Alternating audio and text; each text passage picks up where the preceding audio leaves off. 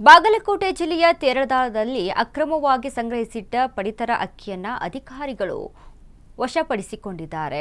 Canara bank ಸಮೀಪ ಅಕ್ರಮವಾಗಿ ಸಂಗ್ರಹಿಸಿಟ್ಟಿದ್ದ ಪಡಿತರ ಅಕ್ಕಿಯ ಬಗ್ಗೆ ಮಾಹಿತಿ ಪಡೆದ ಅಧಿಕಾರಿಗಳು ತಹಶೀಲ್ದಾರ್ ವಿಜಯಕುಮಾರ್ ಕಡಕೋಳ ನೇತೃತ್ವದಲ್ಲಿ ದಾಳಿ ನಡೆಸಿದರು. ಈ ವೇಳೆ 4 ಕ್ವಿಂಟಾಲ್ಗೂ ಅಧಿಕ ಅಕ್ಕಿ ಪತ್ತೆಯಾಗಿದೆ. ಆಹಾರ ಇಲಾಖೆ ಅಧಿಕಾರಿ ಸಂಗಪ್ಪ ಸೂಡಿ ಹಾಗೂ ಕಂದಾಯ ಇಲಾಖೆ ಅಧಿಕಾರಿ ಪಿಆರ್ ಮಠಪತಿ ಸೇರಿದಂತೆ ಕೆಲ ಅಧಿಕಾರಿಗಳು ಕಾರ್ಯಾಚರಣೆಯಲ್ಲಿ ಭಾಗಿಯಾಗಿದ್ದರು.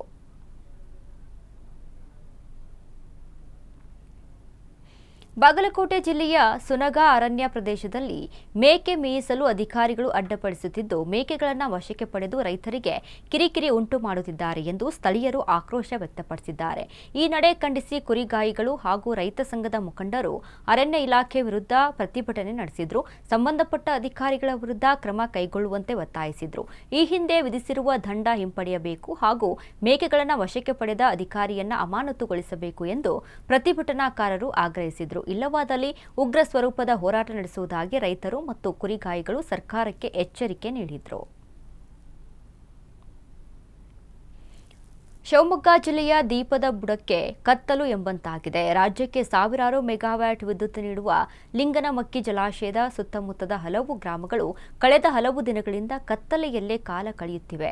ಸಾಗರ ಮತ್ತು ಹೊಸನಗರ ತಾಲೂಕಿನ ಕೆಲ ಗ್ರಾಮಗಳಲ್ಲಿ ಕಳೆದ 5-6 ದಿನಗಳಿಂದ ವಿದ್ಯುತ್ ಇಲ್ಲದೆ ಜನರು ತೀವ್ರ ಸಂಕಷ್ಟ ಅನುಭವಿಸುತ್ತಿದ್ದಾರೆ. ಗಾಳಿ ಮತ್ತು ಭಾರೀ ಮಳೆಯಿಂದ ನೂರಾರು ವಿದ್ಯುತ್ ಕಂಬಗಳು ಮುರಿದು ಬಿದ್ದಿದ್ದು, ಕರೂರು ಹಾಗೂ ಭಾರಂಗಿ ಹೋಬಳಿಯ ಅನೇಕ ಗ್ರಾಮಗಳಲ್ಲಿ ವಿದ್ಯುತ್ ಪೂರೈಕೆ ಸಂಪೂರ್ಣವಾಗಿ ಸ್ಥಗಿತಗೊಂಡಿದೆ. ಇದೇ ಲಿಂಗನಮಕ್ಕಿ ಜಲಾಶಯದಿಂದ ರಾಜ್ಯಕ್ಕೆ ಸಾವಿರಾರು ಮೆಗಾವ್ಯಾಟ್ ವಿದ್ಯುತ್ ಉತ್ಪಾದನೆಯಾಗುತ್ತಿದೆ. ಆದರೆ ಜಲಾಶಯ ನಿರ್ಮಾಣಕ್ಕಾಗಿ ಭೂಮಿ ಕಳೆದುಕೊಂಡ ಜನರೇ ಇಂದು ಕತ್ತಲಿನಲ್ಲಿ ಬದುಕಬೇಕಾದ ಪರಿಸ್ಥಿತಿ ಎದುರಿಸುತ್ತಿದ್ದಾರೆ.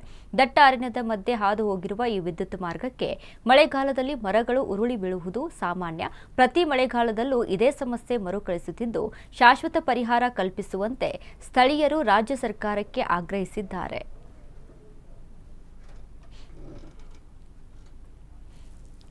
ಹಾವೇರಿ ಜಿಲ್ಲೆಯ ನೀರಲಗಿ ಗ್ರಾಮದ ಸರ್ಕಾರಿ ಶಾಲೆಯ ಕೊಠಡಿ ಸಮಸ್ಯೆ ಕುರಿತಾಗಿ ಅಶ್ವವೇಗ ನ್ಯೂಸ್ ಪ್ರಸಾರ ಮಾಡಿದ್ದ ವಿಶೇಷ ವರದಿ ಬಿಗ್ ಇಂಪ್ಯಾಕ್ಟ್ ಆಗಿದೆ. ಶಾಲೆಗೆ ಹೊಸ ಕೊಠಡಿಗಳ ನಿರ್ಮಾಣಕ್ಕೆ ಆಗ್ರಹಿಸಿ ಗ್ರಾಮಸ್ಥರು ಹಗಲು ರಾತ್ರಿ ಭಜನೆ ನಡೆಸುತ್ತಾ ಪ್ರತಿಭಟನೆ ಕೈಗೊಂಡಿದ್ದರು. ಈ ಸಂಬಂಧ ನಿಮ್ಮ ಅಶ್ವವೇಗ ನ್ಯೂಸ್ ವಿಸ್ತೃತವಾಗಿ ಬಿತ್ತರಿಸಿತ್ತು. ಈ ಬೆನ್ನಲ್ಲೇ ಜಿಲ್ಲಾಧಿಕಾರಿ ವಿಜಯ್ ಮಹಾಂತೇಶ್, ಸಿಇಒ ದುಲ್ಚಿದ್ ಕುಮಾರ್ ಹಾಗೂ ಡಿಡಿಪಿಐ ಮೋಹನ್ ಗ್ರಾಮಕ್ಕೆ ಭೇಟಿ ನೀಡಿದ್ರು. ಕೇವಲ 3 ಕೊಠಡಿಗಳಲ್ಲಿ 146 ಮಕ್ಕಳು ಶಿಕ್ಷಣ ಪಡೆಯುತ್ತಿರುವ ಸಮಸ್ಯೆ ಆಲಿಸಿದ್ರು.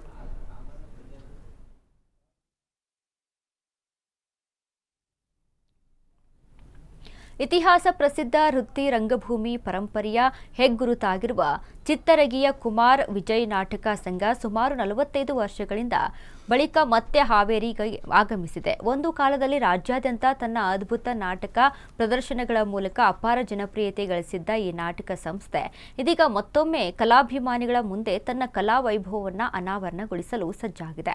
ಇಂದಿನಿಂದಲೇ ಪ್ರತಿದಿನ 2 ಪ್ರದರ್ಶನಗಳು ನಡೆಯಲಿದ್ದು, ಹೊಸ ತಲೆಮಾರಿಯ ಸಾಂಪ್ರದಾಯಿಕ ನಾಟಕಗಳ ಸೊಗಡನ್ನು ಪರಿಚಯಿಸುವ ಅಪರೂಪದ ಅವಕಾಶ ಇಲ್ಲಿ ಸಿಗಲಿದೆ. ಈ ಹಿನ್ನೆಲೆ ಹಿರಿಯ ಕಲಾವಿದರು ಹಾಗೂ ನಾಟಕಾಸಕ್ತರು ಸಂಘದ ಮರು ಆಗಮನವನ್ನು ಆತ್ಮೀಯವಾಗಿ ಸ್ವಾಗತಿಸಿದ್ದಾರೆ.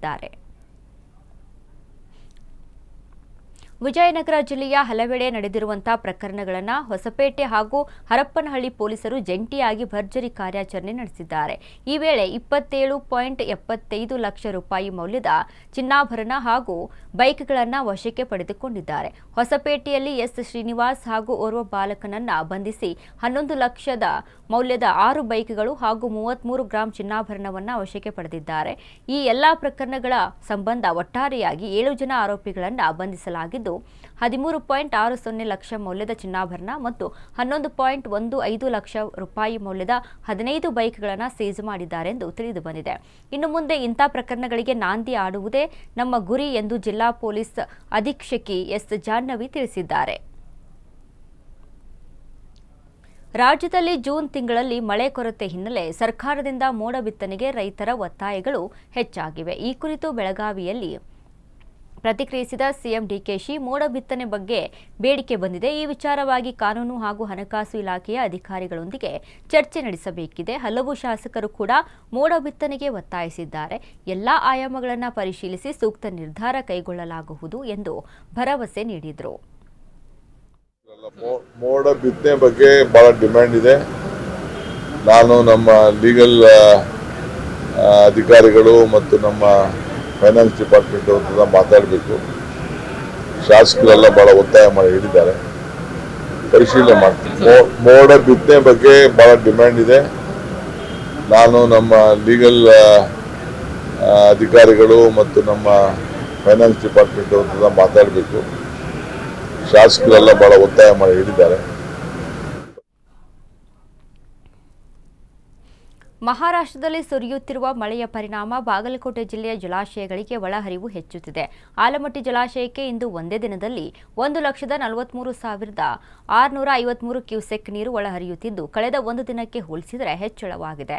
ಹಿಪ್ಪರಗಿ ಜಲಾಶಯಕ್ಕೆ ಮಹಾರಾಷ್ಟ್ರದಿಂದ 1,34,200 ಕ್ಯೂಸೆಕ್ ನೀರು ಒಳಹರಿಯುತ್ತಿದ್ದು, 1,33,550 ಕ್ಯೂಸೆಕ್ ನೀರನ್ನು ಹೊರಬಿಡಲಾಗುತ್ತಿದೆ. ಇದರಿಂದ ಕೃಷ್ಣಾ ನದಿಯಲ್ಲಿ ನೀರಿನ ಹರಿವು ಹೆಚ್ಚಾಗಿದೆ. ಇನ್ನೊಂದೆಡೆ ಬೆಳಗಾವಿ ಭಾಗದಲ್ಲಿ ಮಳೆಯ ಪ್ರಮಾಣ ಕಡಿಮೆಯಾಗಿರುವ ಹಿನ್ನೆಲೆಯಲ್ಲಿ ಒಳಹರಿವು ಇಳಿಕೆಯಾಗಿದೆ. ಇತ್ತ ನವಿಲುತೀರ್ಥ ಜಲಾಶಯಕ್ಕೂ ನೀರಿನ ಒಳಹರಿವು ಕಡಿಮೆಯಾಗಿದೆ.